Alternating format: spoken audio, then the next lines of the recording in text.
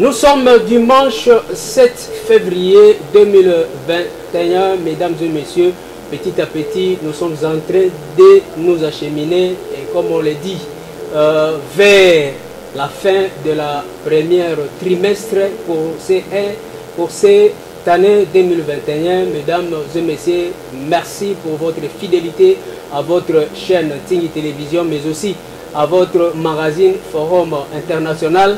Nous sommes là pour vous accompagner, pour vous présenter des émissions avec des invités de qualité qui vous permettront à faire de très belles analyses afin que vous puissiez éclairer la lanterne, l'obscurité et tout ce qui peut vous empêcher à atteindre la connaissance. Et sur ce, nous allons d'abord partir du côté de la régie avec le mesure barrière, et dès que nous allons retourner, c'est à ce moment-là qu'on va vous donner le menu de ces numéros. C'est parti. Chers compatriotes, le monde dans lequel nous vivons est atteint du Covid-19, une maladie réelle et sérieusement mortelle. Pour lutter contre cette pandémie, protégeons-nous en observant les mesures d'hygiène éditées par l'OMS. Se laver correctement et fréquemment les mains avec du savon ou un désinfectant. Éviter de serrer la main ou de faire la bise pour se saluer. Tousser et éternuer dans le pli de son coude ou dans un mouchoir qui sera jeté immédiatement dans la poubelle. Éviter de se toucher le visage, les nez, les yeux et la bouche. Maintenir une distance d'au moins 1 mètre avec les gens présentant les symptômes. Enfin, gardons une attitude de prière pour que Dieu nous vienne en aide face à ces fléaux mortels. Que Dieu protège l'humanité tout entière. Que Dieu protège la République démocratique du Congo. Je vous remercie. Merci beaucoup, vous avez suivi. Ce sont des mesures barrières à respecter, mesdames et messieurs. La maladie est encore là et comme le docteur Mouyembe a dit, cette deuxième vague, il y a beaucoup plus de dégâts par rapport à la première. Alors il faut respecter les mesures barrières. Ça y est, la République démocratique du Congo occupe officiellement la présidence tournante de l'Union africaine. Alors la RDC va jouer quel rôle pendant cette année? Qu'est-ce que le peuple congolais devrait attendre de cette présidence? Qu'est-ce que les Africains peuvent attendre de cette présidence? Et quel est l'avenir de la RDC ainsi que de l'Afrique pendant cette période de coronavirus, au moment où l'économie du monde est en train de subir une régression totale? Nous allons en parler avec mon invité, un internationaliste, enseignant aussi à l'Université libre de Kinshasa, DGAI de l'Institut des Relations Internationales et d'Études Stratégiques. Il s'agit de M. Jean-Benoît Kabongo. Bonsoir, M. Jean-Benoît. Bonsoir, M. Jean-Serge. Comment allez-vous? Oui, on se porte bien en début de cette année 2021. Et nous sommes contents de nous retrouver une fois de plus sur ce plateau de Forum International. Et nous en profitons pour souhaiter de meilleurs vœux pour cette année nouvelle à nos téléspectateurs et leur souhaiter une année prospère, et une année de paix et une année de bénédiction. Voilà, vous l'avez anticipé, j'allais vous demander depuis l'année passée, on s'est vu seulement cette année, donc il serait avantageux de souhaiter le meilleur vœu à nos téléspectateurs, surtout qu'à la fin de la dernière trimestre, vous étiez absent et c'est maintenant que vous êtes disponible. Oui, naturellement, en début de l'année comme ça, la première tâche dont on doit naturellement s'acquitter, c'est de se présenter le vœu. C'est pourquoi je voulais saisir l'opportunité pour présenter ces vœux à nos téléspectateurs. Quel est le rôle que va jouer la République démocratique du Congo pendant cette période tournante de la présidence de l'Union africaine? C'est notre grand thème de ce soir. Je souhaiterais plutôt que ce soit, parce que le rôle, on le sait, la République démocratique du Congo va assumer la présidence de l'Union africaine cette année 2020. C'est le rôle que la République démocratique du Congo va certainement jouer. C'est celle de présider à l'organisation continentale. Moi, je souhaiterais plutôt que l'on puisse parler des enjeux de cette présidence RD congolaise de l'Union africaine. Alors, puisque vous souhaitez que nous puissions parler des enjeux, comment prévoyez-vous cette présidence par rapport aux enjeux? Merci beaucoup pour votre invitation d'abord et l'opportunité que vous m'offrez de pouvoir, surtout en cette journée spéciale où il y a, je crois, plus de 50 ans aujourd'hui, que la République démocratique du Congo accède une fois de plus à la tête de l'organisation continentale. À l'époque, c'était le maréchal Mobutu et aujourd'hui, c'est le président Félix Antoine Tshisekedi qui va pouvoir diriger cette organisation continentale. Pour nous, c'est un sujet de joie, un sujet de fierté, un sujet d'orgueil national. Et je voudrais en premier d'abord féliciter le président de la République pour ce rôle qu'il va jouer à la tête de l'Union africaine et lui présenter mes vœux de succès pour cette présidence. D'entrée de jeu, je voudrais faire voir que l'UA a été créée en 2002 pour succéder à l'Organisation de l'Unité africaine qui, elle, avait été créée en 1963, matérialisant ainsi l'idée des pères fondateurs de nos indépendances africaines qui voulaient une Afrique unie. Et cette Afrique unie a été matérialisée dans la création de l'Organisation de l'Unité africaine en 1963. Arrivé en 1999, les chefs d'État et de gouvernement des États africains se sont réunis, ont essayé d'examiner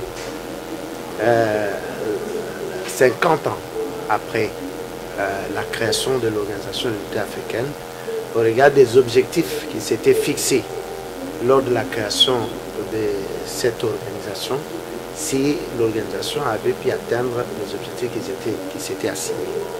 Ils ont remarqué que l'organisation n'avait pas atteint les objectifs qui s'étaient assignés.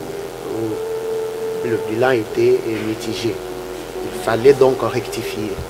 C'est ainsi que pour rectifier, ils ont pu travailler pendant 3 ans et en 2002, ils ont créé l'Union africaine en adoptant l'acte constitutif de cette organisation de l'unité africaine à Addis Abeba, en Éthiopie.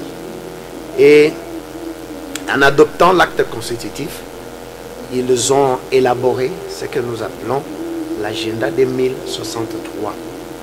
L'agenda 2063, c'est une manière de définir ce que l'Afrique ou les objectifs que les Africains veulent atteindre dans 50 ans après la création de l'unité, disons, de l'Organisation de l'Unité africaine en 1963, en 2013, 50 ans après, le bilan a été mitigé. L'Union africaine qui vient devait travailler à 50 ans après 2013. C'est ça l'agenda 2063.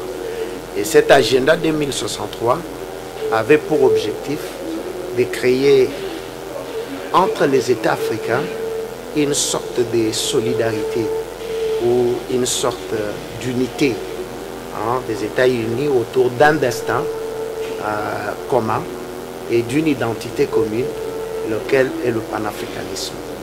Je crois que c'est à cela que tout président de l'Union africaine essaye de pouvoir centrer son mandat. Mais à côté de cela, il y a aussi d'autres enjeux.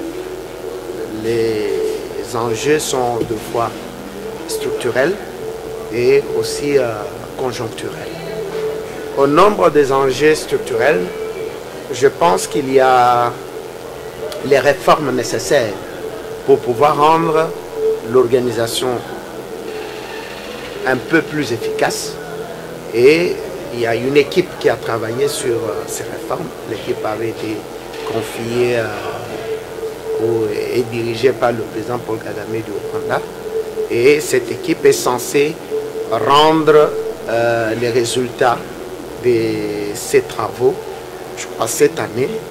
Et la présidence RD congolaise de l'UA sera donc obligée ou sera destinée à pouvoir implémenter ces réformes afin de pouvoir rendre l'organisation un peu plus efficace. Et au nombre des enjeux conjoncturels, vous êtes sans savoir que le continent africain fait face à plusieurs défis. Il y a des défis sécuritaires, il y a des défis politiques, il y a des défis économiques, tout un certain nombre de défis que les États africains doivent relever ensemble et les présidents de l'Union africaine, et en l'occurrence aujourd'hui c'est le président Félix Tshisekedi de la République démocratique du Congo, aura pour mission de pouvoir coordonner les efforts des États africains à pouvoir relever ces différents défis.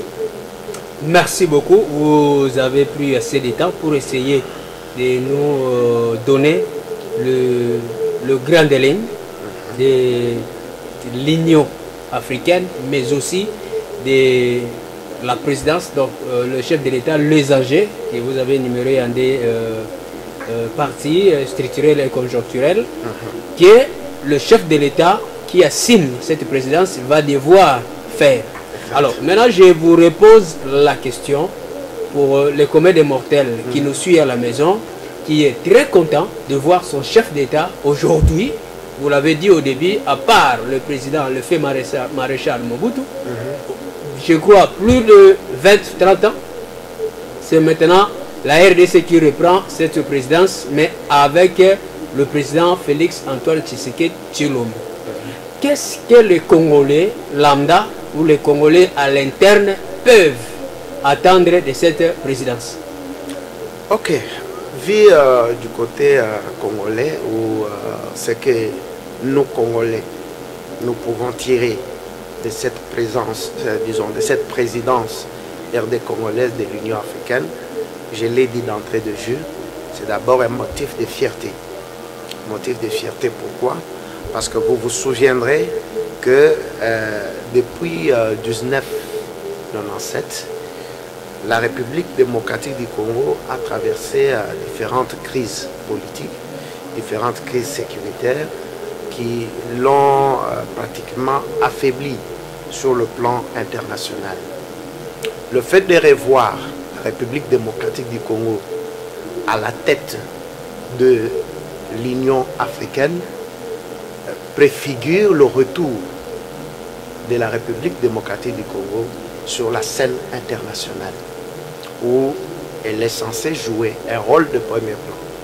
Parce que, souvenez-vous, Frantz Fanon disait l'Afrique a la forme d'un revolver dont la gâchette se trouve où? En République démocratique du Congo. Donc la République démocratique du Congo a un rôle central à jouer en Afrique. Et ce rôle, c'est naturellement d'être leader de ce continent. D'abord par sa centralité géographique et sa position stratégique au cœur de l'Afrique.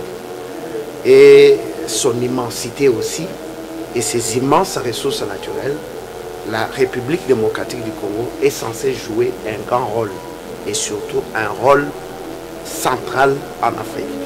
Prendre la tête de l'Union africaine donne un coup de pouce à cette ambition-là de pouvoir jouer ce rôle central. Pour le Congolais lambda, le fait que la République démocratique du Congo sera à la tête de l'organisation continentale, cela pourra permettre au président de la République, qui sera dès aujourd'hui président de l'Union africaine, de pouvoir pousser l'agenda congolais en profitant de la position qu'il occupe actuellement. Il peut pousser l'agenda congolais. L'agenda congolais qui consiste premièrement au retour de la sécurité et de la paix en République démocratique du Congo. Vous êtes sans ignorer que la République démocratique du Congo a des poches d'insécurité dans sa partie est et dans sa partie nord-est. Et le fait que le président de la République se trouvera à la tête de l'Union africaine, il sera la personne qui pourra coordonner les efforts du continent pour pouvoir les diriger vers la résolution de ces problèmes de l'Est. Et il n'y a pas que ça aussi. Il y a l'autre enjeu que je n'ai pas énuméré ici, c'est l'enjeu économique. Vous savez, le continent est en train d'aller vers un schéma de libre-échange avec la création de la zone de libre-échange en Afrique. Et pas plus tard qu'il y a quelques jours, nous avons adopté la loi portant ratification de ce traité de libre-échange. Donc ça sera un plus grand marché commun.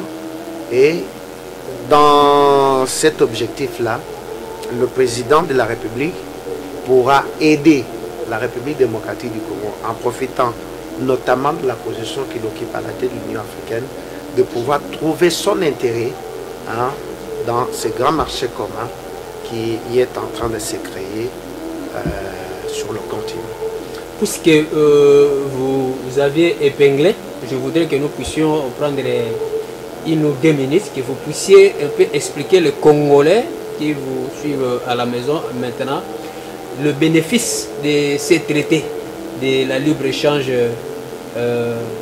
économique en Afrique. Ouais, une zone de libre-échange, c'est celle où il y a, comme le mot l'indique, une liberté d'échange. Ces échanges peuvent être les échanges d'idées, les échanges de personnes, les échanges dans le commerce, ainsi de suite. Donc, le Congolais profitera de la création de cette zone de libre-échange, dans ce sens qu'une zone de libre-échange participe toujours à la création d'une zone de prospérité commune. Zone de prospérité commune, pourquoi? Parce que les États forts qui font partie de l'organisation intégrée ont l'obligation de pouvoir tirer les États faibles vers le haut. C'est-à-dire, dans une zone de libre-échange, les forces de certains États compensent les faiblesses des autres États. C'est-à-dire, là où nous, RD Congo, nous sommes faibles, les forces des États avec lesquels nous serons intégrés, ces forces-là vont suppléer à nos faiblesses à nous. Plus concrètement, c'est quoi? C'est-à-dire, nous, par exemple, nous ne sommes pas un pays industrialisé. Nous n'avons pas beaucoup d'industrie ici. C'est une faiblesse. Mais cette faiblesse, dans une zone de libre-échange, peut être compensée parce que nous sommes dans un marché commun, nous sommes dans une zone de libre-échange. Les industries qui se trouvent implantées dans d'autres États avec lesquels nous sommes dans la zone de libre-échange, deviennent pratiquement nos industries. C'est-à-dire, au lieu que nous puissions par exemple exporter, ou plutôt, je voudrais dire, importer ouais. hein, les produits manufacturés à l'extérieur du continent, nous allons les importer au sein de notre propre marché. Et ces produits vont entrer ici sans payer la douane. Et le fait que ces produits vont entrer ici sans payer la douane, ces produits seront vendus à moindre coût que des produits qui viennent de l'extérieur d'une zone de libre-échange. Ces produits, quand ils entrent ici, ces produits sont frappés par les droits de douane et ces droits de douane sont ajoutés sur le coût de revient. Et cela pèse sur le pouvoir d'achat de la population. Merci beaucoup, Monsieur Jean-Benoît. Je rappelle que vous êtes enseignant à l'Université libre de Kinshasa. Vous enseignez les relations internationales. Vous êtes au même moment DGAI, de l'Institut des relations internationales et d'études stratégiques, où vous assumez l'intérim. Et je voudrais que nous puissions quitter un peu cet aspect scientifique, que nous puissions rencontrer les déshydratats de cette population qui a tant souffert, qui maintenant se dit, puisque nous sommes en train de diriger l'Union africaine, il y a quelque chose de bon qui va arriver. La RDC va essayer, ou si pas essayer, mais va arriver à transformer un peu la situation. Alors, je veux que nous puissions parler. Parmi les enjeux, vous avez cité l'économie, vous venez de parler de cela, les défis sécuritaires, aussi c'est très important. Est-ce que le chef de l'État congolais, qui assume la présidence de l'Union africaine, a la possibilité de donner injonction ou collaborer avec les chefs d'État africains qui sont autour de la République démocratique du Congo, qui forment le point d'entrée de l'insécurité en RDC? Il a cette possibilité-là d'entrer en contact avec eux, de le parler ou au besoin peut-être même de sanctionner. Voilà, c'est ce que je dis ici. Le président de la République, devenu président de l'Union africaine, il est celui qui gère au quotidien les problèmes congolais, qui les connaît à fond, qui connaît les causes, qui connaît les enjeux, qui connaît l'origine et la provenance de ces problèmes.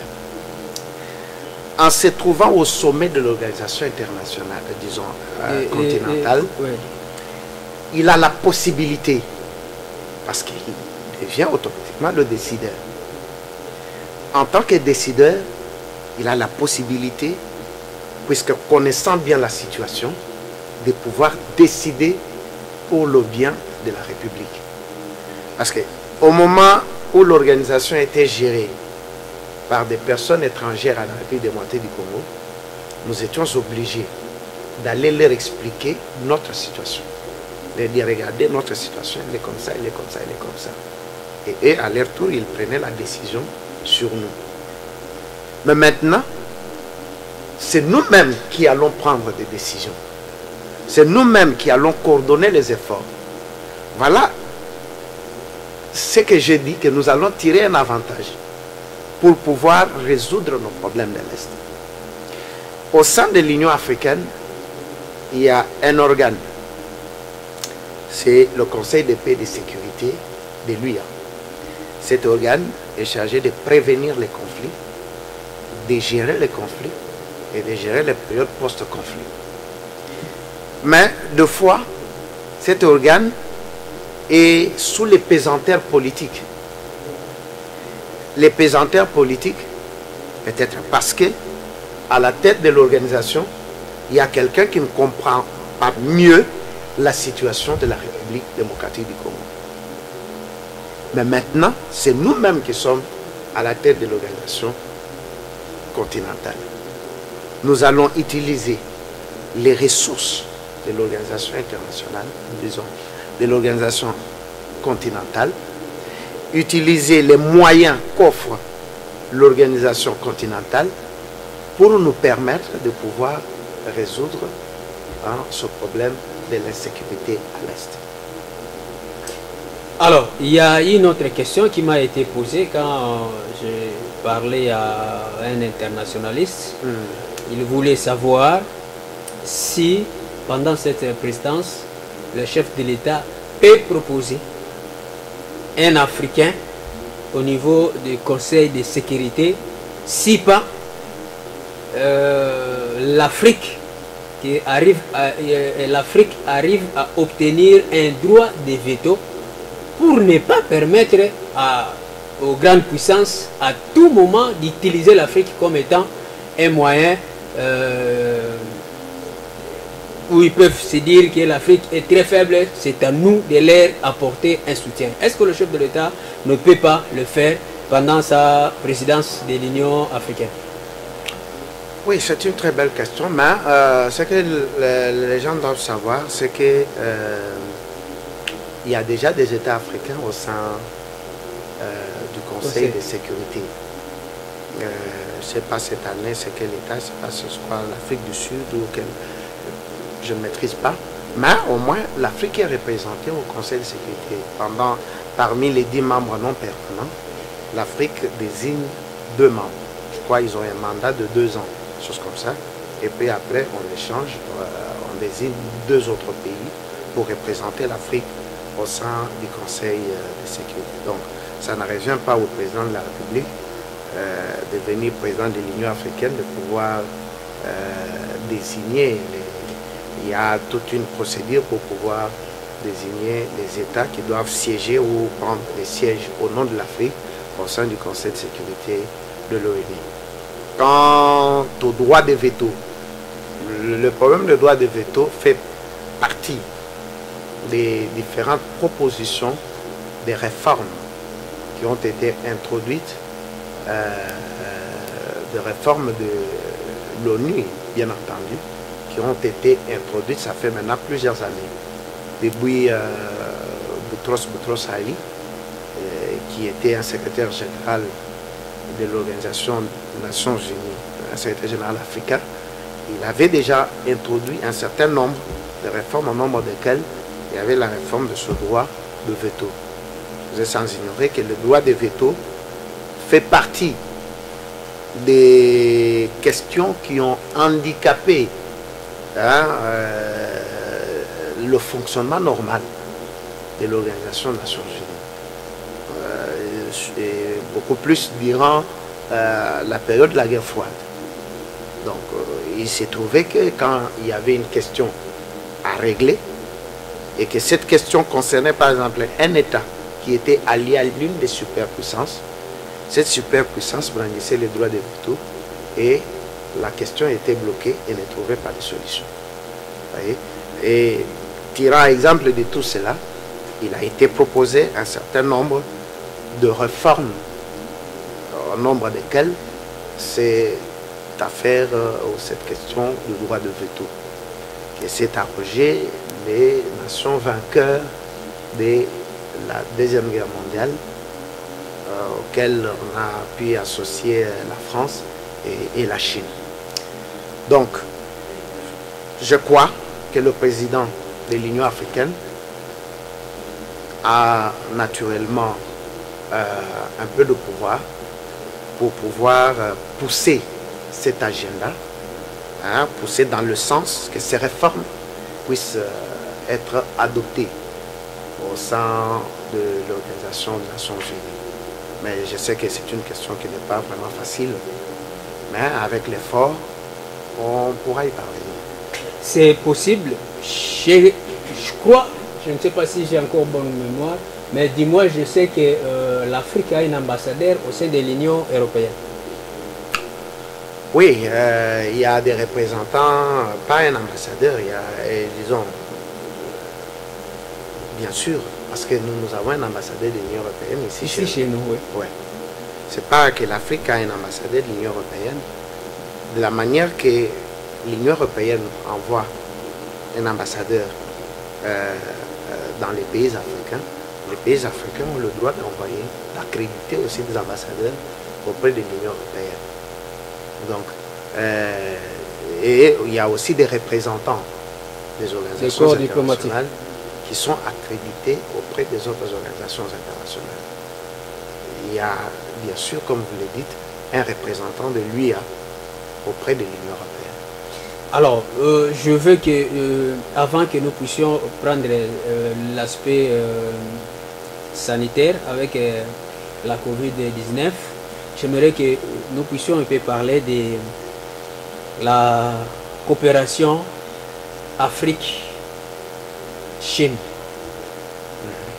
Aujourd'hui, quand vous essayez de voir tout ce qui se passe aujourd'hui entre l'Asie, la Chine et l'Afrique, la manière dont la Chine est en train d'investir en Afrique, ça crée quoi auprès de grandes puissances comme Mende les appelait les partenaires traditionnels, État international et internationalistes. Oui, la présence chinoise en Afrique, c'est une question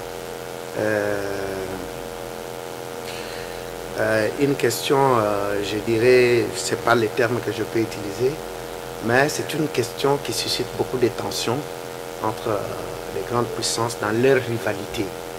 Donc, vous savez que c'est ici, l'Afrique, c'est le continent du futur.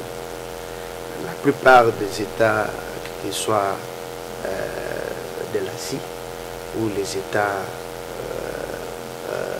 occidentaux, considèrent l'Afrique comme le lieu où ils peuvent accroître, tirer la force d'accroître leur croissance économique chez eux. La présence de la Chine en Afrique pour les États occidentaux, c'est une sorte de créer une sorte de compétition maladroite pour ces États. Ces États ont toujours considéré l'Afrique comme leur extension, quoi, ou les lieux où ils viennent puiser les ressources naturelles. Donc la Chine qui vient en Afrique vient dans une opération gagnant-gagnant. Ils ne viennent pas comme les Occidentaux qui viennent dans des relations de domination. Et ils viennent dans une relation gagnant-gagnant. Et les Occidentaux craignent que les Chinois accroissent leur puissance en tirant les ressources africaines, qu'ils accroissent leur puissance, et en accroissant leur puissance, ils vont pouvoir accroître leur domination mondiale. Donc c'est un peu ça, le conflit entre les Chinois et les Occidentaux ici en Afrique. Mais pour nous, Africains, la présence chinoise, elle est avantageuse pour nous. Pourquoi? Parce que les Chinois, ils viennent avec leurs capitaux et ils les investissent, ils développent nos États, ils construisent les infrastructures, ainsi de suite. Et tout cela nous permet, et ça leur permet de pouvoir tirer les ressources, mais nous, ça nous permet de pouvoir nous développer et de pouvoir accroître nos richesses à nous. C'était la question donc, pour vous, ces partenariats entre Chine et Afrique, donc c'est vraiment profitable pour nous les Africains. Exact. Le partenariat Chine-Afrique, c'est un partenariat qui est profitable pour nous. Si vous allez dans la plupart des pays où les Chinois ont investi, vous verrez que ces pays se sont un tout petit peu développés. Les Chinois ont construit des infrastructures que les Occidentaux n'ont jamais construites. Vous allez au Kenya, vous trouvez que les Chinois ont construit des grandes infrastructures. Ils ont construit un chemin de fer, ils ont construit des aéroports, et ils continuent encore à construire. Vous allez au Sénégal, vous allez ici en face au Congo-Brazzaville, vous allez en Angola, vous trouvez que les Chinois construisent vraiment des infrastructures qui sont utiles pour le développement de ces pays-là. Mais ils nous empêchent, nous, la RDC, d'évoluer. Les Occidentaux ne veulent pas cette coopération entre la RDC et la Chine. Bon, dire que les Occidentaux ne veulent pas de cette coopération-là, ce n'est pas du tout approprié. Et c'est un discours, permettez que je puisse emprunter cela, mais c'est un discours qui s'est dit à la cité. Bien sûr, bon, ça c'est ce qui est vrai, mais on ne le dit pas dans ces termes-là. Donc les Occidentaux sont en compétition avec les Chinois. Et la compétition, elle est normale entre les États. Et c'est tout à fait naturel que ces États qui sont en compétition ne soient pas contents de voir l'État avec lequel ils sont en compétition évoluer ou prospérer ou accroître sa puissance. C'est tout à fait normal. Mais c'est à quoi je n'ajoute parfois, c'est de dire que les Occidentaux s'opposent. Mais les Occidentaux, ils ne s'opposent que pour le Congo. Non. Ce qui est vrai, c'est que les contrats chinois qui ont été signés ici ont été signés dans une très grande opacité. Et c'est contre cette opacité que les Occidentaux s'étaient élevés. Ils s'opposaient à cette opacité-là. Et vous allez constater que le pays n'a pas profité des contrats chinois. Nous n'avons... Personne aujourd'hui ne peut montrer des exemples concrets de ces contrats chinois. Comme dans d'autres États, de ces contrats chinois. Ouais. Et pourtant, la Chine a tiré de grandes quantités de cuivre dans le cadre de ces contrats. Et nous, où sont les infrastructures? On ne les voit pas. Vous comprenez? Donc, les contrats chinois qui avaient été signés dans une très grande opacité ont été à notre désavantage. Et ça faisait partie des questions qui avaient été soulevées par les Occidentaux. Actuellement, le chef de l'État peut signer un autre contrat avec les Chinois, mais en toute légalité. Oui, la coopération internationale, elle est légale, elle est légitime. Et les États coopèrent avec qui ils veulent. Donc, la République démocratique du Congo peut se décider de pouvoir coopérer avec la Chine. C'est tout à fait légal, c'est tout à fait légitime. Mais ce qui n'est pas légitime, c'est de pouvoir le faire en toute opacité. Parce que, en même temps que nous coopérons avec la Chine, nous coopérons aussi avec d'autres États. Donc ces États doivent connaître les termes de nos contrats avec la Chine. C'est comme vous et moi. Nous sommes en train de traiter, nous sommes en affaire avec et puis subitement, pendant que nous avons une même affaire avec vous, je pars m'endetter chez l'honorable Singhi. Vous comprenez? Vous qui savez que nous avons une même affaire ensemble, vous serez intéressé à savoir pourquoi je me suis endetté chez l'honorable Singhi et qu'est-ce que j'ai promis à l'honorable Singhi. Parce que j'amène cela dans une affaire commune. Vous comprenez? Vous m'avez peut-être prêté pour que je monte cette affaire. Et pendant que je suis en partenariat avec vous, je pars nouer notre partenariat. Hein, vous comprenez un peu? Voilà, mesdames et messieurs, vous qui nous avez pris en cours de route, vous êtes en train de suivre votre chaîne Singhi Télévision, votre moteur de recherche, aussi votre magazine Forum International. Nous sommes en train de parler de cette présidence, les enjeux, le rôle, ainsi de suite, que nous, Congolais, par l'entremise de notre président de la République, le premier d'entre nous, Monsieur, son Excellence, Monsieur le Président Félix Antoine Tshisekedi Tshilombo, qui a été déjà investi président de l'Union africaine. Donc, j'ai l'honneur de recevoir pour vous un internationaliste et scientifique, au même moment directeur général ad interim de l'Institut des relations internationales et d'études stratégiques, une institution de recherche scientifique dans le domaine des relations internationales et stratégiques. Ensemble avec lui, nous sommes en train d'analyser les enjeux majeurs et les défis par rapport à cette présidence. Alors, lorsque vous avez suivi les images, il y a cette pandémie de coronavirus qui a empêché la grande cérémonie, mais du moins en vidéo conférence. Quelles a été d'abord vos impressions? Non, mes impressions sont telles que c'est tout à fait normal en cette période de pandémie que les gens ne se déplacent pas en masse pour éviter la propagation. Vous savez que sur le continent, il y a des variétés de virus qui commencent à se manifester de par-ci par-là. Donc, inviter c'est beaucoup de monde venant des différents États où on suppose que ces variétés de virus sont en train de sévir. C'était très risquant. Ça risquait de pouvoir contribuer à la propagation de ces variétés de virus sur le continent, alors que chacun de ces États essaye de contenir l'avancée du virus à l'intérieur de ses frontières.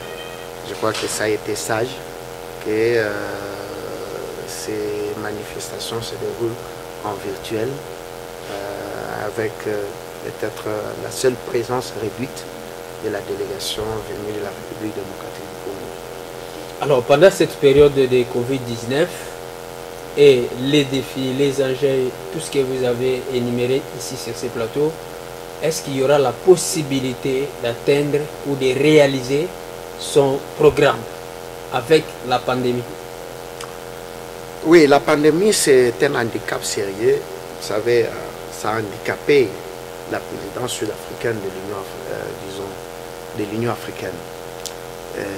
Les Sud-Africains n'ont pas pu achever correctement leur programme ou leur plan d'action qui s'était fixé à la tête de l'Union africaine, notamment à cause de la pandémie.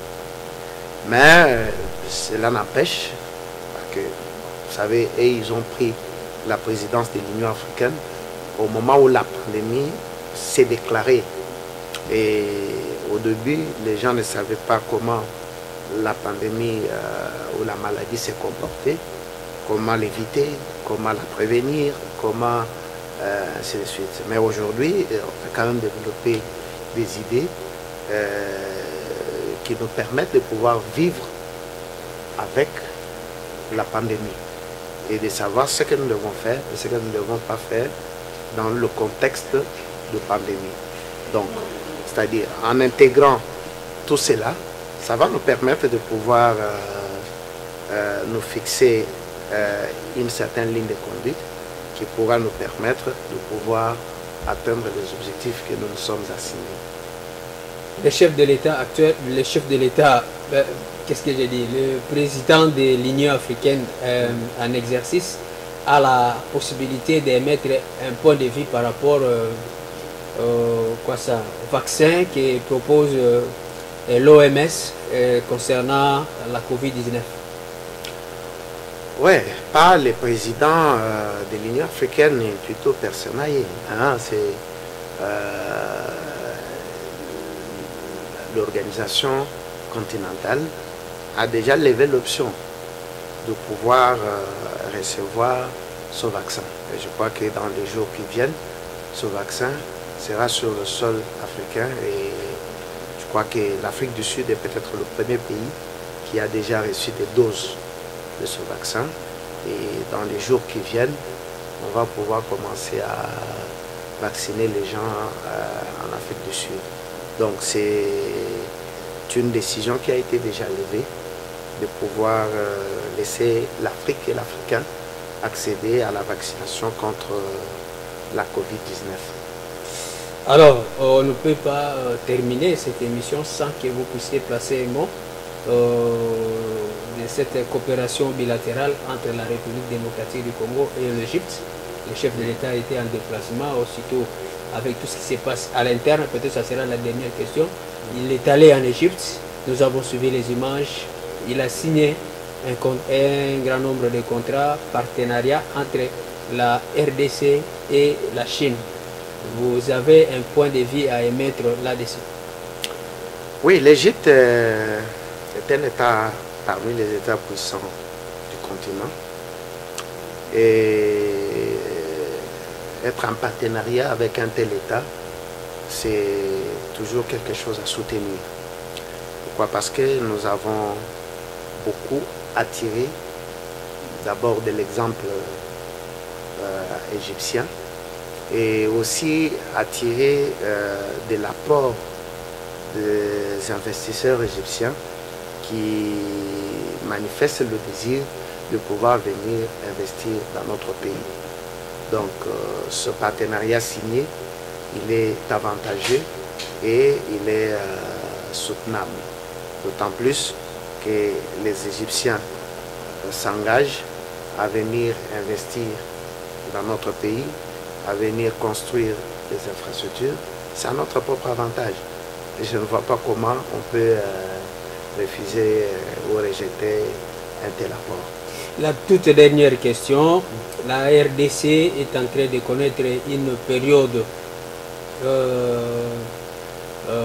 c'est pas moi, rupture entre l'accord FCC-CACH, création de l'Union sacrée, du moins le grand classique du FCC, la plupart sont tombés, les gens qui étaient aux institutions, et maintenant le chef de l'État, d'ici là, il va peut-être nommer un premier ministre qui va former le gouvernement, qui sera investi au mois de mars, avec tout ce qui se passe à l'interne et les charges au niveau international. Serait-il à mesure de conduire et la RDC et l'Union africaine? Oui, je crois que c'était un tout petit peu difficile dans le contexte de la coalition FCC-CACH qui avait déjà montré ses limites sur plusieurs points, où il y avait suspicion mutuelle et manque de confiance mutuelle entre les partenaires. Maintenant, le président est en face des gens qui sont acquis à sa cause et qui les soutiennent. Et je crois qu'il pourra un peu se relaxer et se concentrer sur les problèmes de son mandat à la tête de l'Union africaine, en sachant qu'à la tête des institutions ici en République démocratique du Congo, ce sont des gens en qui il a confiance, qui les animent.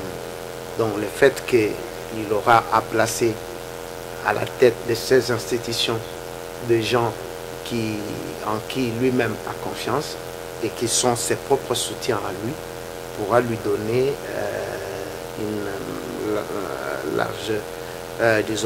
marge de manœuvre qui pourra lui permettre de pouvoir s'occuper des problèmes africains. Nous sommes arrivés à la fin, je ne sais pas, vous avez un mot, vous avez oublié à dire? Oui, un petit mot que je voudrais ajouter, c'est notamment sur la zone de libre-échange, parce que j'ai oublié, il fallait le dire, c'est que cette zone de libre-échange va aussi nous apporter, en termes d'apport, ça pourra aussi nous apporter la paix et la sécurité. Pourquoi? Parce que, ayant un destin commun, cela découragera beaucoup d'États de pouvoir créer de la sécurité ici chez nous. Pourquoi? Parce que nous avons une communauté d'intérêts et généralement là où il y a une communauté d'intérêts, les rivalités, les compétitions entre les États s'arrêtent. Et quand les rivalités et les compétitions entre les États s'arrêtent, on crée une stabilité, on crée la sécurité, on crée la paix.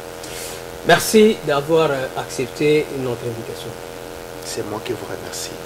Mesdames et messieurs, nous sommes arrivés à la fin pour ces numéros des forums internationaux. Prenez l'habitude de nous suivre chaque dimanche à partir de 20 h, certainement. Aujourd'hui, vous avez la chance de nous suivre à 22 h à cause de cette finale de la CHAN. Mais prenez l'habitude, après cette messe qui vient de s'achever, suivez-nous chaque dimanche à 20 h et le jeudi à partir de 13 h pour un numéro de rediffusion. Mesdames et messieurs, je vous dis au revoir et bonne suite des programmes sur votre chaîne, votre moteur de recherche. Au revoir. Chers compatriotes, le monde dans lequel nous vivons est atteint du Covid-19. une maladie réelle et sérieusement mortelle. Pour lutter contre cette pandémie, protégeons-nous en observant les mesures d'hygiène éditées par l'OMS.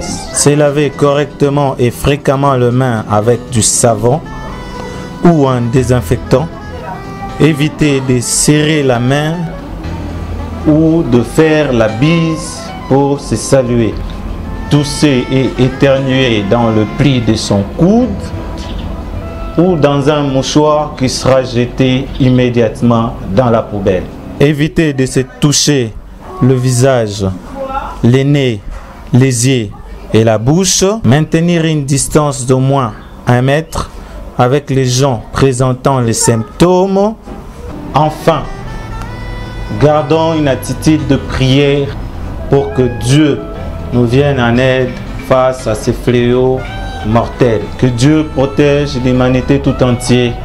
Que Dieu protège la République démocratique du Congo. Je vous remercie.